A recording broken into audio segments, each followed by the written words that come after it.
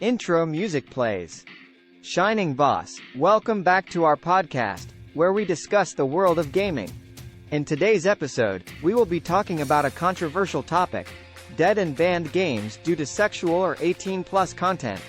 With me, I have two experts in the gaming industry, John and Sarah. Welcome to the show. John, thank you for having us. Sarah, it's great to be here. Shining Boss, so, let's dive into the topic.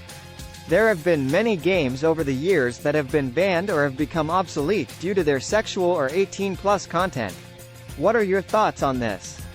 John, well, I think it's a shame that these games have been banned. Many of them were well designed and had great gameplay, but unfortunately, their content was deemed inappropriate for some audiences. Sarah, I agree. It's important to remember that these games were created for a specific audience. Just because it may not be suitable for everyone doesn't mean it should be banned altogether. Shining Boss, what do you think about the impact of banning these games on the gaming industry? John, I think it's limiting the creative freedom of game developers. If they know that their game could potentially be banned for its content, they may shy away from creating something unique and daring. Sarah, I also think it's important to remember that gaming is a form of entertainment, and people have the right to choose what they want to play. If a game has sexual or 18+ content, and it's not suitable for someone, they have the option to not play it. Shining Boss, that's a valid point.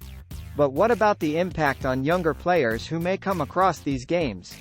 Sarah, that's where parents come in. It's their responsibility to monitor what their children are playing and make sure that they are playing games that are appropriate for their age. John, I also think that there needs to be a better system in place for rating games. It's important for game developers to be transparent about the content of their games, and for rating systems to accurately reflect that content.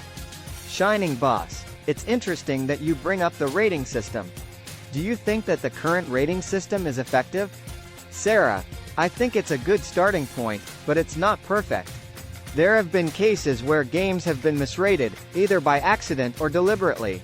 There needs to be more transparency and accountability when it comes to rating games. John, I agree. I think there needs to be more education for both game developers and consumers about the rating system and what it means. That way, everyone can make informed decisions about what they are playing or creating. Shining Boss, well, that brings us to the end of our discussion.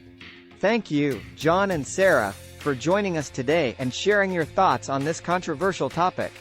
Sarah, thank you for having us. John, it was a pleasure to be here. Outro music plays.